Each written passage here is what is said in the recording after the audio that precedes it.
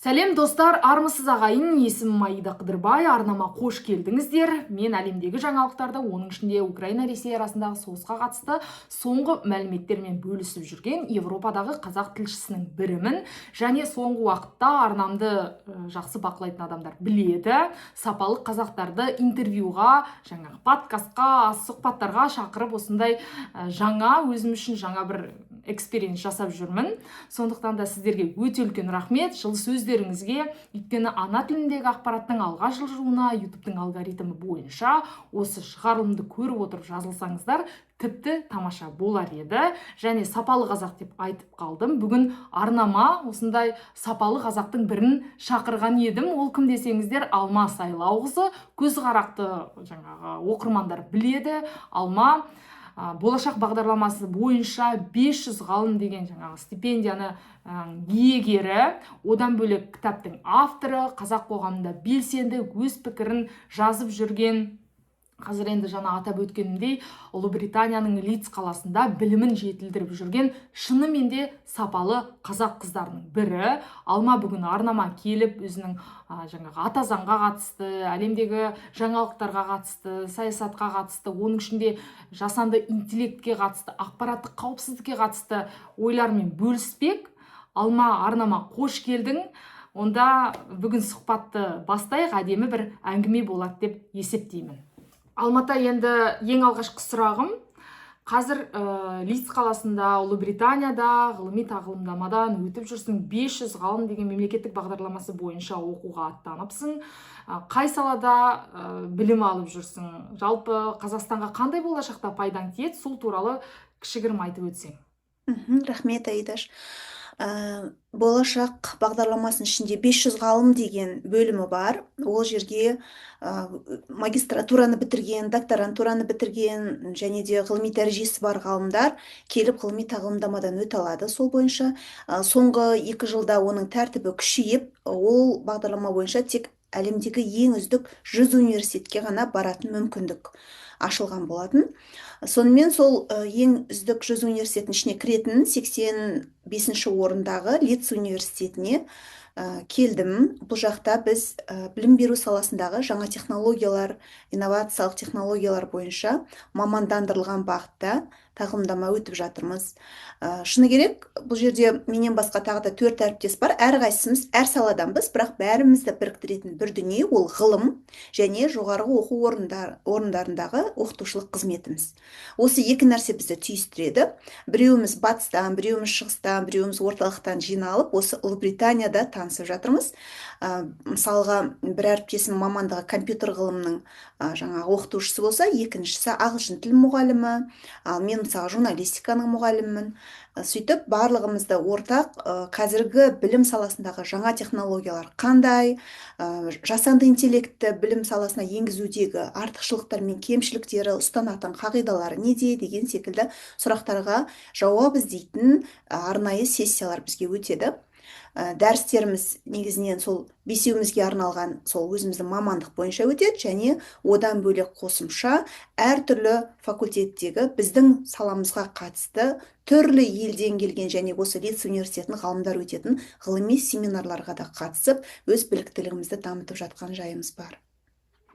Тамаша, шынымен де елге келіп, өзіңнің тәжірибеңді бөлісіп, әсіресе қазір жасанды интеллект бойынша тамаша айттың. Қазір жалпы арнамды ашудағы негізгі мақсат менің де ақпараттық қауіпсіздік тұсында. Қазір енді сан түрлі жаңалықтар бар, сан түрлі ақпарат бар.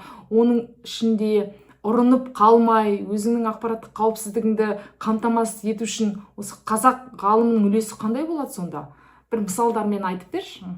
Иә, дұрыс айтасың. Қазір ғылыми техникалық революцияның жаңа кезеңіне аяқ басып отыр адамзат. Ол жасанды интеллект деген құралдың өте жылдам дамып жатуы, бұл әрі бір жағынан мүмкіндік, әрі қауіп қатер алып келіп отыр. Соның дәнін алып қауызын тастау үшін, мүмкіндігін игілікке қолданып, ал қауіп қатерінен сақтану үшін білім керек.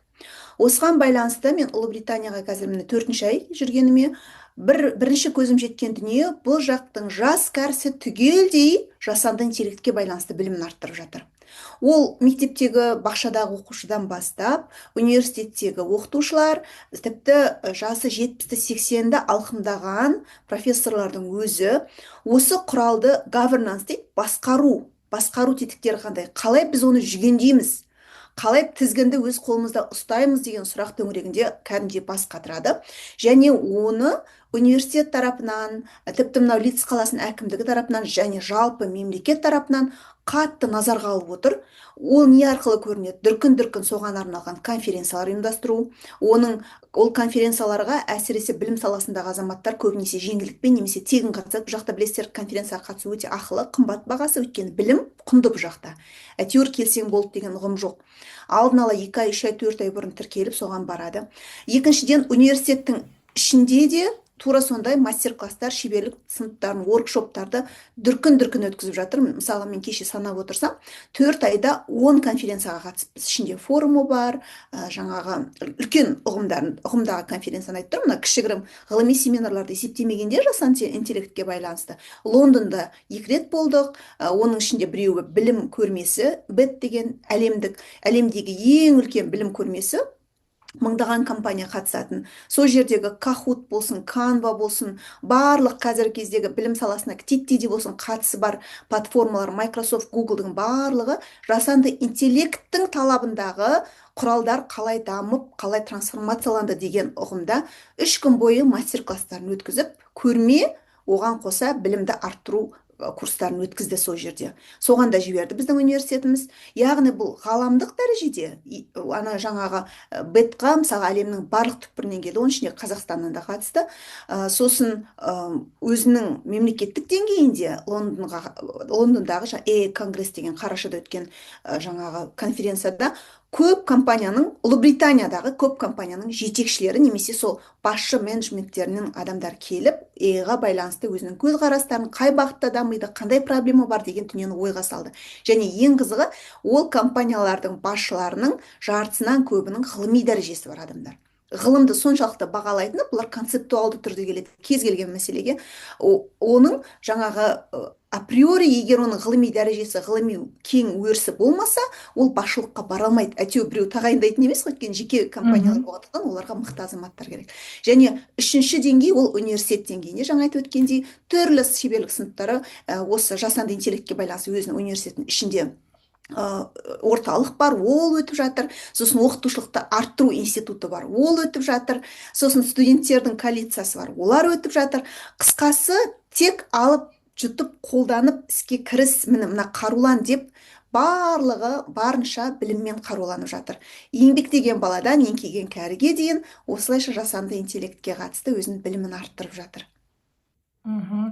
Тамаша, осындай жерде қазақ қоғамы үшін өте маңызды білім алып, және біздің елге келіп таратушы ретінде әрине дәл осы стипендияны басқа емес, сенің егер болуыңа, мен сені танитын адам ретінде жалпы өте қуаныштымын деп айтсам болады. Енді осы пікірді бір үйлестіріп, бәрібір де, мысалы, қарапайым оқушы болса, жаңағы ол дипфейк па, ол жасанды интеллектпен жасалған ба, ақпаратты қалай тұтыну керек, соны айтшы, 1, 2, 3 деп. Мысалы, бір жаңалық оқиды, жаңағы түрі де келісіп тұр. Мысалы, Трампты айтайық, Трамп осындай мәлімдеме жасапты, Қазақстанға қатысты, Қазақстанның бай минералдық қорына қатысты мәлімдеме жасапты деген жаңалық шықты дейік, мысалы, түрі де айтып тұр, түрі де келіп тұр, сөз де келіп тұр. Соны қарапайым, мысалы, ауылда отырған Айгүл, шын ба, әлде өтірік жасалған ба, соны қалай анықтау керек? Сол Айгүлге осы ақпаратты бірден шын өтірігін анықтау үшін қандай құрал керек? Өте өзекті сұрақты қойып отырсың, Айдаш. Енді шыны керек, жаңа болашаққа байланысты мен жаңағы жығылған күреске тоймас дегендей 4 рет талпынып, төртіншісінде айлсымның мерзімі өтіп кетеді ау деген уақытта әйтеуір Құдай бұйыртып осы тағылымдаманы иеленгеніме өте қуаныштымын мен де, өйткені мен бұған үлкен дайындықпен келдім. 3 жылға жуық дайындалып, өзім ағылшынымды көтеріп және университеттерді таңдап, бұл жақта не істеймін деген менде айқын мақсат болды. Қазір сол мақсатты кезең-кезеңмен жүзеге асырып жатырмын. Ал енді жаңағы сұрағыңа келетін болсақ, әрине мынау жаңа челлендж, жаңа қатер сындар келіп тұрған уақытта кез келген адам, жаңа бұрын кез келген адам журналист болып кете алатындай блогер, блогосфера деген әлем келді деген едік 20 шақты жыл бұрын. Енді кез келген адам осы неше түрлі жасанды интеллект жасаған жасанды ақпараттың, синтетикалық ақпараттың құрбаны болып кетеді деген қауіп төніп тұр. Бұған қатысты бұл жақта кезең-кезеңмен дайындайды. Ең алдымен жасанды интеллекттің өзі не, арғы тіл моделінің жасалудағы принципі не, оның тарихы не, бұған бір күнде келген жоқ қой. Компьютердің өзінің шыққанына мысалға өткен ғасырдан бастап кезең-кезеңмен қалай дамыды және оның мақсаты не болды, бұрынғы машиналық оқыту мен қазіргі машиналық оқытудың ең басты айырмашылығы не, мысалға шахматтан бірінші жеңілген уақытта осыдан 15-20 шақты жыл бұрын мінекей жаңа технология келді деп сол кезде ескерткен негізінде. Бірақ біз арқаны кеңге салып жүрдік. Негізі батыс елдері, дамыған елдер бұған кезең-кезеңмен балаларды медиа сауаттылықпен қоса қазір жасанды интеллект сауаттылығына бейімдеу деген пәндерді кіргізіп және онымен қаруландырып жатыр. Яғни бірінші шығу тегінен бастап, жұмыс принципінен бастап, оны қалай қолдануға дейінгі дүниені мынау тізбектеп үйретеді. Яғни оның бәрін тізбектеп білгеннен кейін, оны бір көрген-ақ жаңағы сезе алатындай, көре алатындай бірінші өзінде жаңағы иммунитет қалыптастырады.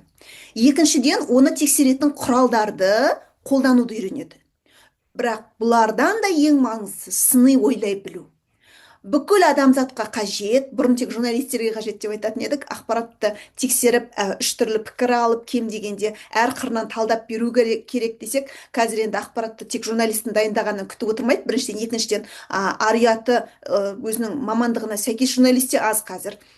Жаңа кімнің тарс піссе, соны тауығы болып кеткен заманда олар қазір журналист емес, жай пиаршы немесе басқа да ақпарат таратушы деген қызметте болуы мүмкін, бірақ тура сол қағиданы ұстанып отырған журналист те аз. Дәл ондай қағиданы ұстаған журналистің сыни ойлай білу, бүкіл этапынан өткен дүниені тұтынайын, мен осы дүниені тұтынсам, мен соған айналам ғой, яғни дұрыс тамақ ішсем денім сау болады, дұрыс ақпарат тұтынсам ойым сау болады деп ойлайтын да адам аз. Сондықтан жалпы адамзаттың біріншіден бұл жақта жаңағы медиа сауаттылығын арттырып, одан кейін жасанды интеллект сауаттылығын арттырып жатыр. Ал барлығының бірақ қайнар көзі, базасы ол әрине сыни ойлай білу.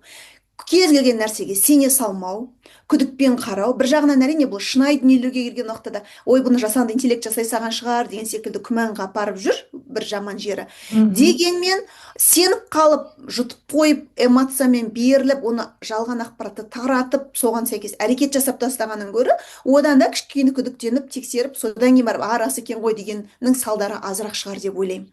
Сондықтан сыни ойлай білу өте маңызды. Екіншіден, жаңа құралдардың жұмыс принципін түсіну, үшінші олармен жұмыс істей білу.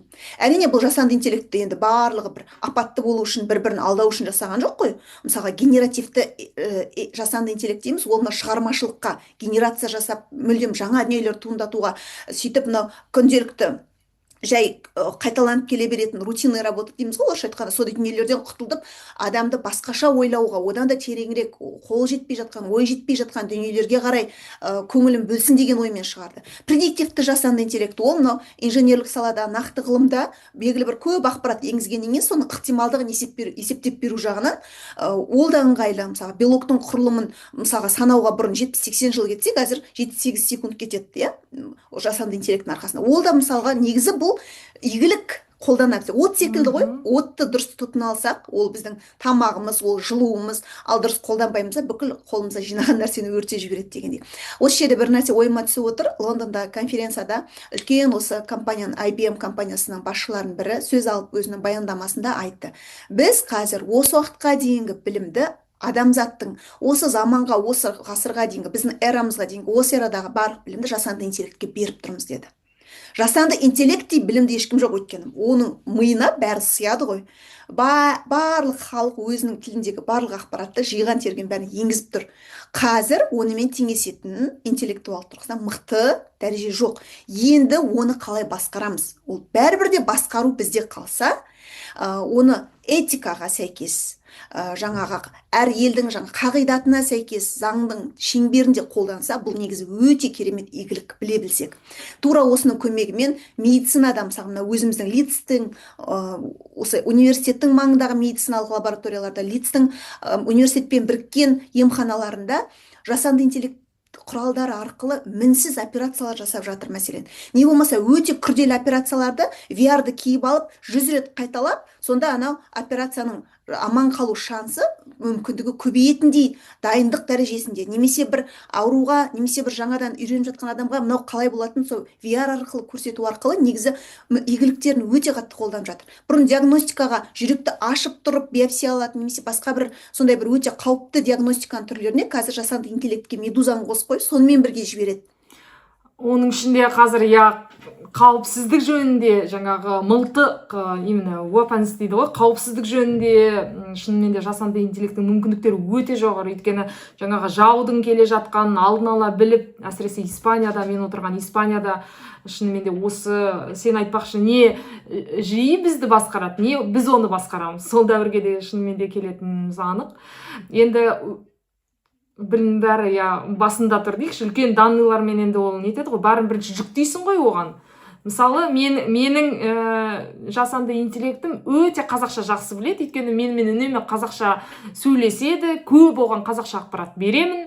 Мына сайтты оқы, ана сайтты оқы, ол тез соны оқып, сол стильде саған дәл жаңағы тіпті материалдың тілін өңдеуге видеоны айтпағанда өте тез үйренеді. Осы жерде бір сөйлем айта кетейін.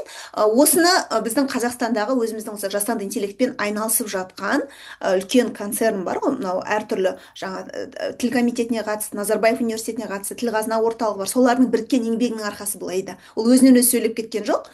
Соншама ақпаратты енгізіп жатыр Қазақстанда күн сайын. Не үшін ана қырғыз ағайындар ренжіп жатыр дейсіз? Қырғызша сұрасам қазақша жауап береді. Өйткені олардың тіл моделіне аз сөздік қор. Бізге сөздік қор, ақпарат, қаншама кітаптың бәрін цифрлық дүниеге өткізіп, кіргізіп жатқан сол бірнеше жауапты ұйым, соның арқасында біздің жатық тілде сөйлейтін жасанды интеллектіміз пайда болып отыр. Әлемнің кез келген түкпірінен сол үшін қолдана аламыз.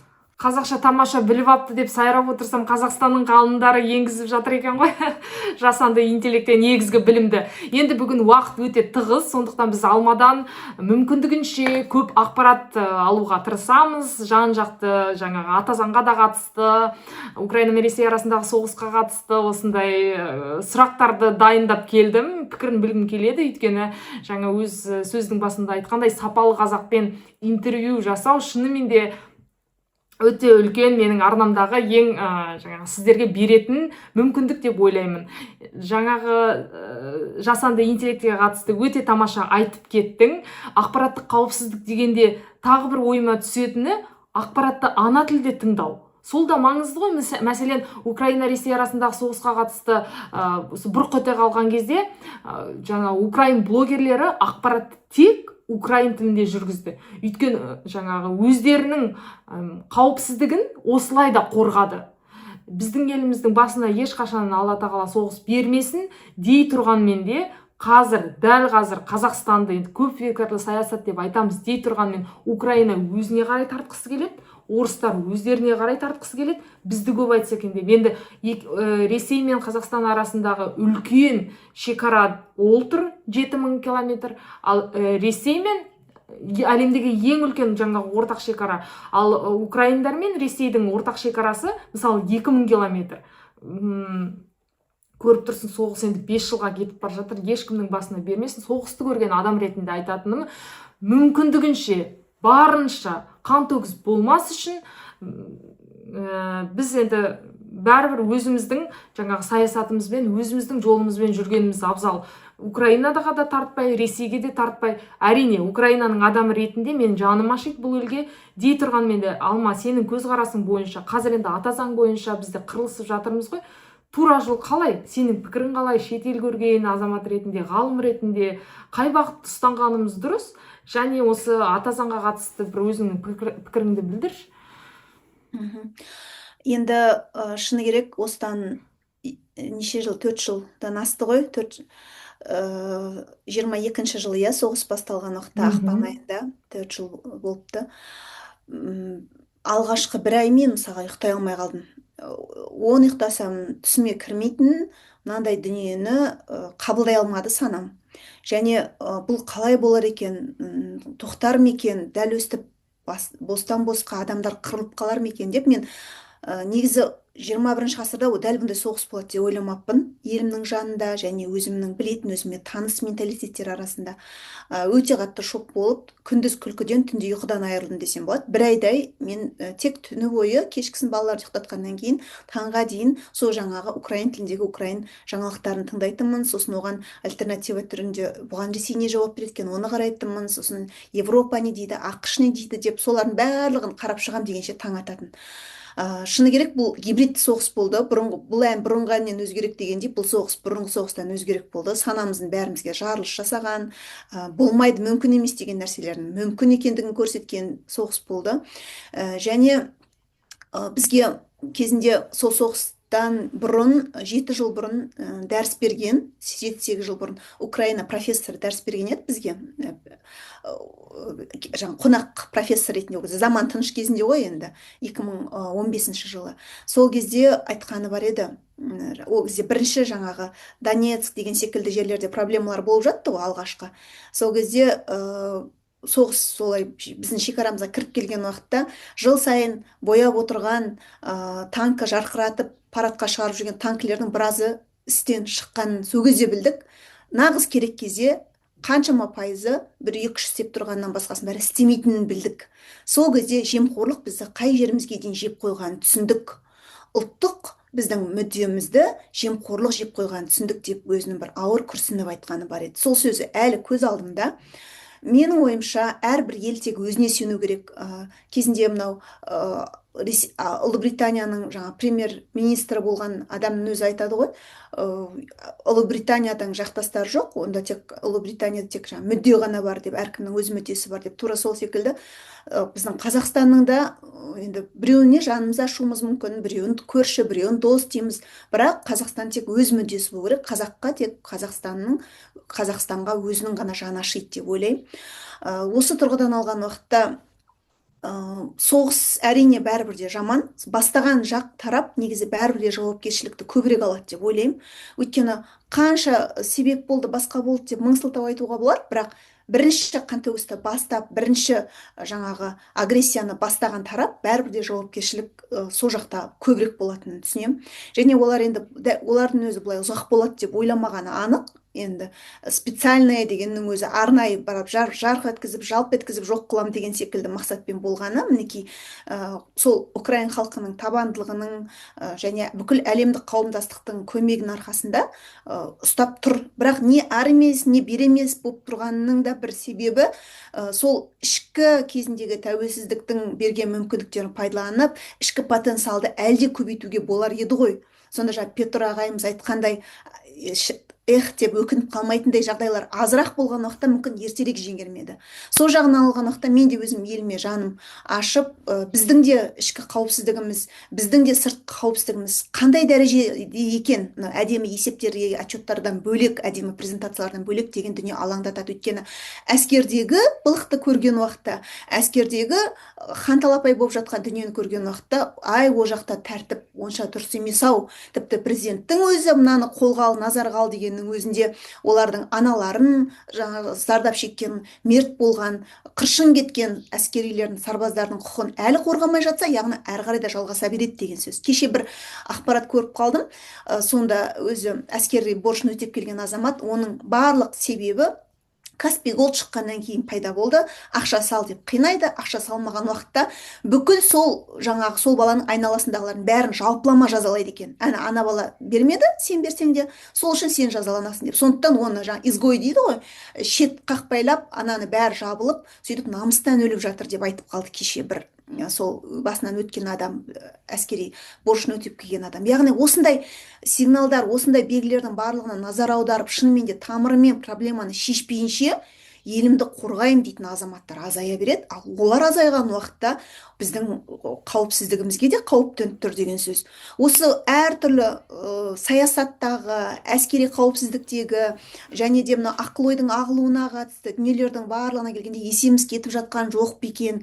Шын мәніндегі мықты саясаткерлеріміз, жанашитын билік басындағы азаматтар осыны ойлап жатыр-ау деп үміттенгеннен басқа амал жоқ болады. Өз тарапымыздан не істей аламыз? Жаңағыдай халықтық талқыға түскен конституцияға байланысты бір ауыз пікірімізді білдіре аламыз. Өйткені халықтық талқы референдум өткенге дейін халық талқылай алады деп өздері жариялады. Яғни ол уақытта халық жаңа қаласа хан жалғыз түйесін сояды дей ма? Жалғыз атын сояды дей ма? Әйтеуір не болса да халық айтқан уақытта негізі басқалар көнген заман. Өйткені халық Құдайдың екінші аты дейді. Халық сол жердің, мемлекет деген ұғымның өзі, сол халық, жер, тіл деген өзі негізгі ұғымдардан тұрады емес пе? Сондықтан осы жағын алған уақытта маған жалпы азаматтарымыздың белсенділігі маған жалпы ұнады. Енді кейбір пункттер дәл қазіргі саяси, геосаяси мәселелерге байланысты өзгермейтінін түсінсек те, жалпы талқылаудың болғанының өзі, ой қозғаудың болғанының өзі біздің ілгерілеуіміздің көрінісі деп санаймын. Қоғамдық сананың өскенінің көрінісі деп санаймын. Одан шошудың қажеті жоқ. Қайта биліктегілер болсын, немесе сол билік пен халықтың ортасындағы көпірдің қызметін атқарып жүрген азаматтар болсын, оған қуану керек. Қайта өзінің пікірін осылай әлеуметтік желі арқылы, қоғамдық парламент болып кеткен Facebook арқылы немесе Threads арқылы көрсетіп жатқаны ол дұрыс. Бірақ енді шаш ал десе бас алады дейтін азаматтар кез келген жерде бар. Өкінішке қарай кейбіреулерін жаңағыдай полициямен қорқытып, кейбіреулерін басқа бір сылтауратып қамап тастағаны бұл әрине дұрыс емес. Бұл плюрализмі бар азаматтық қоғам, құқықтық мемлекетте әр адам өзінің пікірін еркін айта алып, талқылауы арқасында келісіп пішкен тон келте болмас дейтіндей шынайы шешімдер сондай кезде ғана шығатынын бүкіл осы уақытқа дейінгі мемлекеттің тарихы дәлелдеген. Демократиялық принцип кешегі алаш қайраткерлерінің өзі не үшін жалпы қазақ съезін бір емес екі рет өткізеді. Біресе жаңағы үкіметін жасақтау үшін, партияның жаңа ұстанымын бекіту үшін, автономия жариялау үшін жалпы қазақ съезін өткізбей қойғанда біз өстіп жарияладық деп отырған жоқ қой. Әр жерден мықты өкілдерді жинап, ақылдасып, дауысқа салып, мысалға қазір тілмен айтқанда премьер-министр болған үкімет басшысы Әлихан Бөкейхан жалғыз түскен жоқ ол сайлауға, тағы да басқалары түсті. Бірақ соның ішінен басымдықпен, 90% басымдықпен емес, 40-50% басымдықпен жаңағы Әлиханның кандидатурасы құпталды. Сөйтіп шынайы халықтың ықыласымен, халықпен санаса отырып, бірақ әрине халықтың әртүрлі сегмент болғандықтан түрлі пікір айтады, оның бәрін міндетті түрде енгізу мүмкін де емес. Соның ішіндегі саралап, логикаға сай, қисынға дұрыс, жанашырлықпен, әлемдік стандартқа сай деген ұғымдарды, елдің келешегіне пайдалы деген кеңестерді жинап, негізі соның барлығын енгізген уақытта шынайы халықтың конституциясы болып, шынайы халықтың ақ батасымен қабылданған дүние ертең елдің егемендігіне, тәуелсіздігіне және болашағына, жарқын болашағына кепілдік болады деп ойлаймын. Тамаша жауап Алма. Шынымен де қазір қоғам өте белсенді талқылап жатыр. Сыртта қазақ ретінде енді елден кеткеніме 17 жыл болды ғой. Сырттан қадағалап отырып, шынымен де бұрын мысалы дәл бұндай талқыланғанын көрген емеспін. Қазір енді өте қатты талқылау бар, және бір өкінетіні ол мысалы полицияның қудалауы, ол ондай болмау керек деп есептеймін. Шынымен де өздері билік тарапынан бұл талқыға түскен тақырып қой, бәрі ашық жазып ойларын, және енді билік құлақ асса тіптен жақсы. Өйткені қазір қоғам өзгерді.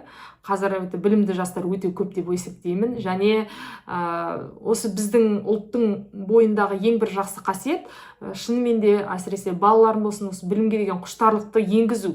Бірақ енді қазақтың бойынан бір алып тастайтын қандай қасиет бар деп ойлайсың? Енді сен сыртта жүрсің қазір, көбінесе елдің ішінде бар едің, енді қазір сырттан көруге мүмкіндік туып жүрсің. Ой, осы бір қасиетті Абай айтпақшы, балтамен шауып тастайтын. Сол бір қандай бір қасиетіміз бар осыны алып тастайтын? Өте өзекті сұрақ қойып отырсың, Айдаш. Осыған байланысты осы дүние мені толғандырған соншалықты келгеннен бері ай сайынғы көрген түйгендерімді Ұлыбританияда ғылыми тағылымдама жазбалар деп жолсапар очерк ретінде бөлік ай сайын ыстық-ыстықтай салып жариялап отырмын Мінбер сайтына. Сол жерде мен осы жақтан үйренетін не нәрсе және жиренетін не нәрсе деп екі пунктке бөлемін. Сол жазбамды қарасаңыздар, артықшылықтарын айтамын. Сол артықшылықтармен астарлап, бізге де міне мына нәрсені үйрену керек деген сөз ғой. Артықшылық не үшін айтамын? Үйрену үшін айтамын ғой. Сол жерде міне мынаусын уақытылы бастауын, мысалға бір-біріне деген жаңағы ашық көңілі, немесе жаңа ғылымға деген көзқарасы, ғалымдарға деген, ғылыми мақалаға дейін тіпті көзқарасы қандай, көшедегі тәртібі дегендер. Әрине барлық нәрсесін алып жұтып қойып қажет емес, керегін алып, өзімізге сәйкес келетін, керек емесін тастап отыру керек деп ойлаймын. Сондай нақты жаңа лупамен үңілген қандай дүниелер десеңіздер, сол жазбадан қарай аласыздар.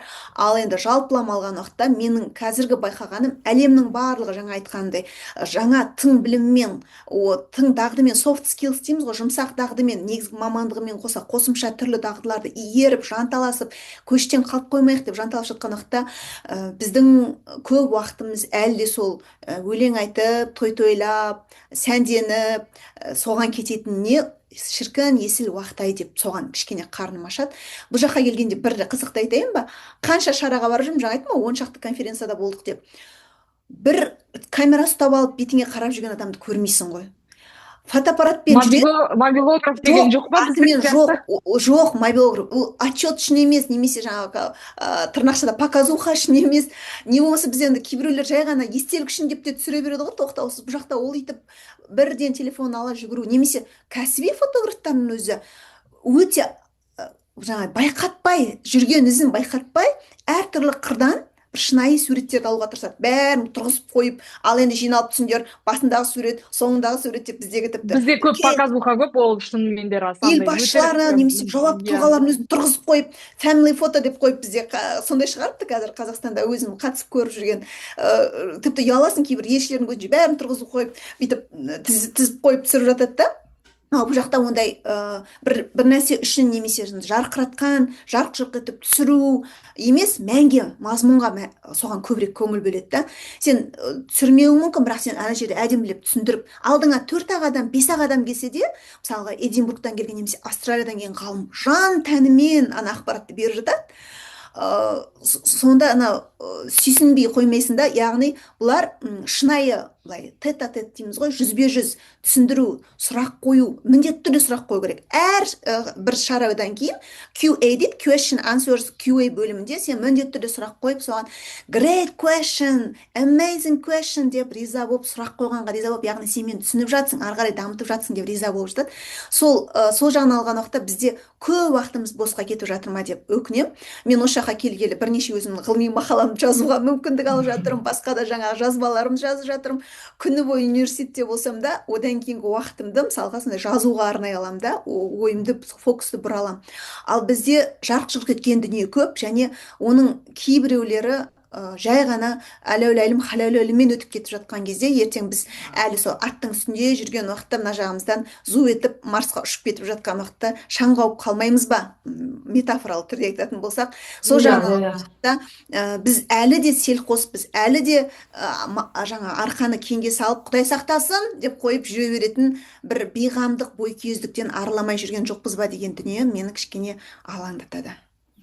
Иә, ондай алаңдаушылық менде де бар. Бүгін шынымен де уақыт өте тығыз деп айтқаным рас еді. Бірақ минут қапты, қазір зум өшеді.